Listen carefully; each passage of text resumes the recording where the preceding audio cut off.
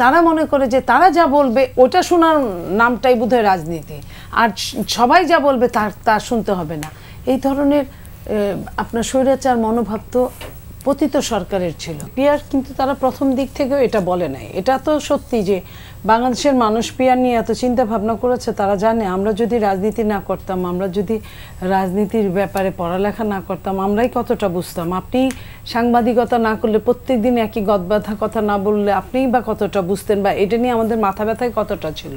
তো বাংলাদেশের সব মানুষ তার রাজনীতি করে না, বা সব মানুষের এই নিয়ে মাথা ব্যথাও নাই। সো হঠাৎ করে সংস্কার নিয়ে যখন কথা বলছিল তখনও পিয়ারটা ছিল না, হঠাৎ এই পিয়ার আসছে। আর সে প্রথমেই ছিল বিএনপি যেটা বলেছিল, বিএনপি সহ সব অনেক দল, যে উচ্চকক্ষ নিয়ে আলোচনা হয়েছে, 2বারের বেশি প্রধানমন্ত্রী থাকবে না, এইসব নিয়ে আলোচনা হয়েছে। রাষ্ট্রপতি শাসিত সরকার, মন্ত্রী পরিষদ শাসিত সরকারের মধ্যে একটা ক্ষমতার রাষ্ট্রপতি এবং প্রধানমন্ত্রীর মধ্যে একটা ক্ষমতার ভারসাম্য রক্ষা করার কথা হয়েছে। এই ধরনের গুরুত্বপূর্ণ কথাগুলো হয়েছে। তারও অনেক পরে পিয়ার আসলো হঠাৎ করে। এটা কেন এটা দিল আমরা জানি না। যে জামাত পিয়ার নিয়ে কথা বলছে তারাই কিন্তু আপনার 300 আসনেই মনোনয়নও দিয়ে ফেলেছে। তারা নির্বাচনী প্রচারণাও শুরু করেছে অনেক আগে থেকে। তারা নারী আপনার ইসেদেরকেও ভোট চাওয়ার জন্য বাড়ি বাড়ি পাঠাচ্ছে। সেইখানে তারা আবার পিয়ার নিয়েও আন্দোলন করছে যে পিয়ার না হলে তারা নির্বাচন করবে না। আন্দোলনের এই যে হুঁশিয়ারি দিচ্ছে, বিভিন্ন জায়গায় আপনার প্রোগ্রাম করছে তারা। এখন এই পিয়ার তো সম্ভব না। এই পিয়ার জনগণের বুঝতে অনেকটা সময় লাগবে। বিশ্বের যে দেশগুলোতে পিয়ার পদ্ধতি আছে কোনোটাই ভালো কোনো ফলাফল নিয়ে আসতে পারে নাই। উন্নত দেশগুলোই পারে নাই। আপনি প্যালেস্টাইনের কথাই ইসরায়েলের কথাই যদি ধরেন, আপনি সেটাই কতটা উন্নতি হয়েছে, কিংবা আপনি যদি নেপালের কথা ধরেন। আমি একটা উন্নত দেশ এবং একটা অনুন্নত দেশের কথা বললাম, যেখানে আপনার 17 বছরে 13 বার নির্বাচন হয়েছে, 14 বারের ঘোষণা দেওয়া হয়েছে। তো এই যে এই জায়গাগুলায় ওনারা কথা বলছে পিয়ার পদ্ধতি ছাড়া তারা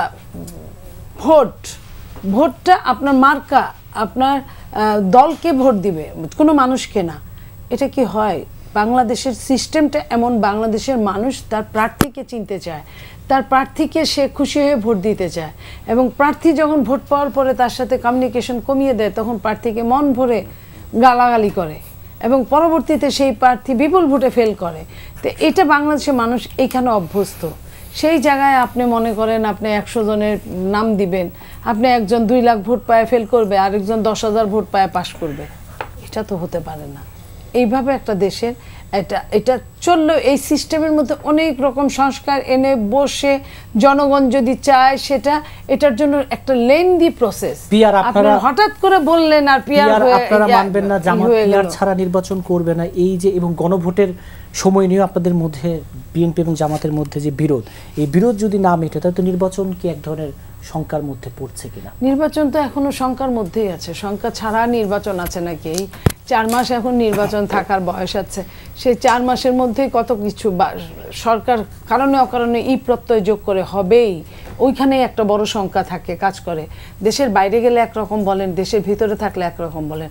একবার আওয়ামী লীগকে নিষিদ্ধ করেন, একবার স্থগিত বলেন, আবার বলেন যে কোনো মুহূর্তে স্থগিতাদেশ উঠে যেতে পারে। এই এক সরকারের মুখেই কত রকম কথা। তারপরে তো দলগুলো আছে যারা পিয়ার চাচ্ছে, যারা গণভোট চাচ্ছে, আপনার জুলাই সনদ নিয়ে। আমরা তো গণভোটে প্রথমে রাজি ছিলাম না, তারপরেও আমরা কিন্তু দলগুলোর কথা চিন্তা করে যে ঠিক আছে প্রত্যেকেই চায়, আচ্ছা ঠিক আছে। তো একদিনে হলে সমস্যাটা কোথায়?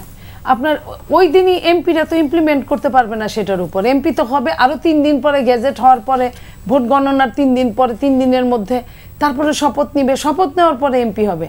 তো তাদের এত ভয়টা কিসের আমরা জানি না। এবং তারা মনে করে যে তারা যা বলবে ওটা শোনার নামটাই বোধহয় রাজনীতি, আর সবাই যা বলবে তা শুনতে হবে না। এই ধরনের আপনার স্বৈরাচার মনোভাব তো পতিত সরকারের ছিল।